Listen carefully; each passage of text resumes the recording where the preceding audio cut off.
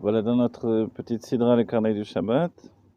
Donc c'est une sidra que j'ai une suite de petits cours pour, on va dire, les khatanim qui commencent leur premier Shabbat en tant que maître de maison, on va dire, et qui ne savent pas toujours comment s'organiser. Alors j'essaie de faire les choses simplement. On peut rajouter aussi le fait qu'il y a une notion qui s'appelle les trois mitouk. C'est très important. Les trois mitouk, c'est-à-dire les trois mesures de radoucissement. C'est d'après la Kabbalah, le Zohar, la Chassidut, tout ce que vous voulez. La Pnimiut Torah et le judaïsme, bien sûr. Le premier mitouk du Shabbat, c'est d'abord le Kiddush.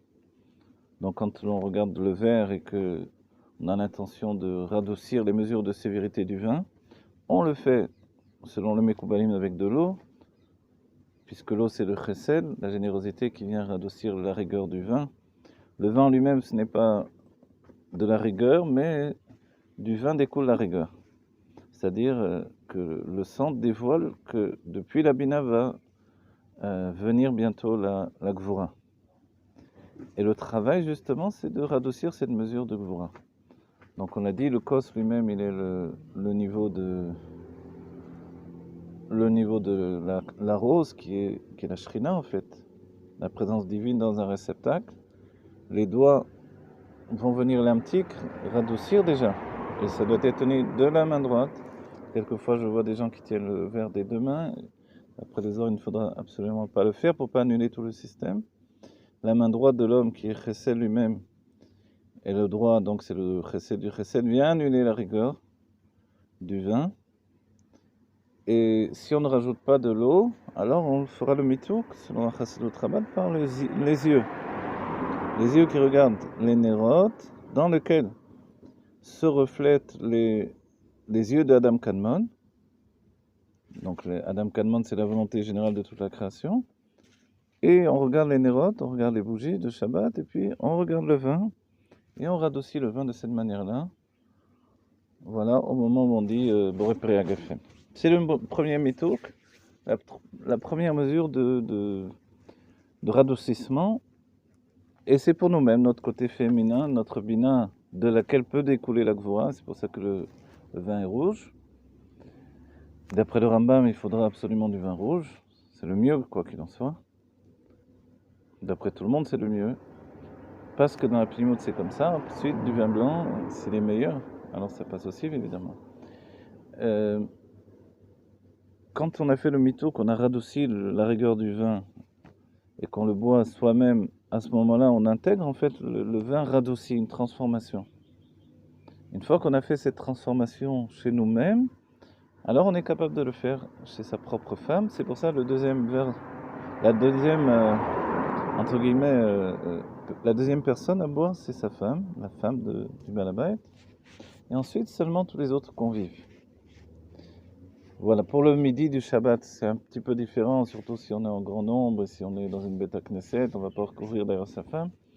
Mais si on est à table et qu'on peut encore le faire, on le fera aussi de la même manière. Le deuxième mitouk du Shabbat, c'est sur le pain. Le pain, c'est l'echem, c'est la sagesse divine, la chorma. Donc la chorma, de la chorma va découler le chesed, les chassadim, toutes les mesures de générosité.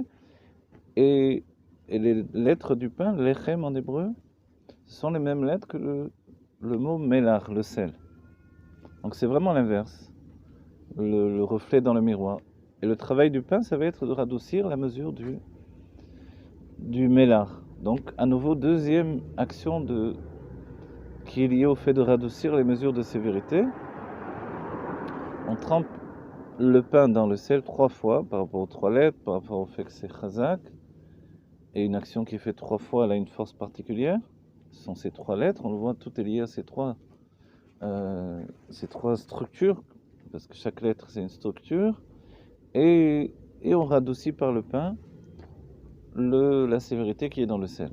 On mange le premier du motzi, et ensuite on donnera à sa femme à nouveau en premier, et non pas même pas à ses parents s'ils sont à table,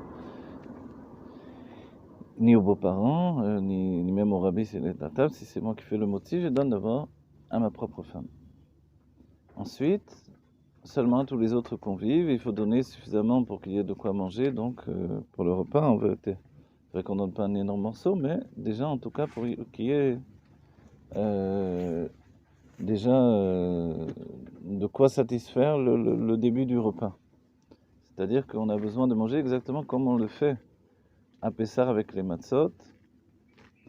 Voilà, on doit manger comme Kabetza. Et que, à partir de là, lorsque l'on rentre dans la notion de manger suffisamment de pain, on intègre à nous suffisamment de bitoul, comme on l'intègre par la matzah. C'est-à-dire qu'ici, tout le travail de bitoul se fait de manière intérieure par la hitbonenut, par la pensée.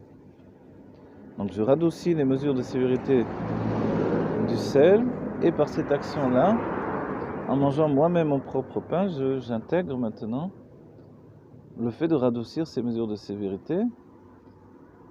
Et si j'ai fait cette action, c'est un pain supérieur. Et l'on a dit la bracha motzi lechem min haaretz, qui sort le pain de sa artsiout, qui sort le pain de sa matérialité en réalité. Et j'élève le pain. Et en élevant le pain, j'élève mon âme.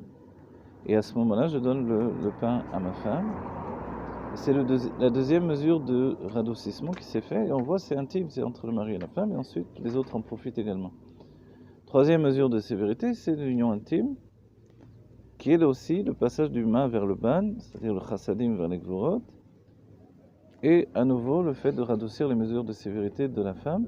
Non pas qu'elle soit sévère absolument, c'est pas la meilleure des femmes, mais c'est parce que dans la structure, tout est organisé de cette manière-là. Voilà, c'est simple, mais il faut le savoir, c'est essentiel. Et une grande part du Shlom Bayit tient sur ces trois mesures de radoucissement. Trois comme les mots lechem melach, 3 fois 3. On a une structure entière. Vous voyez, on a 3 sphirotes, 3 sphirotes, 3 sphirotes. On est à 9, il ne manque plus que la 10e, c'est le Keter. Le Keter, c'est la notion d'élévation que l'on a subie par ce travail-là. Et ça, c'est une action personnelle que l'on doit faire chacun d'entre nous. Voilà,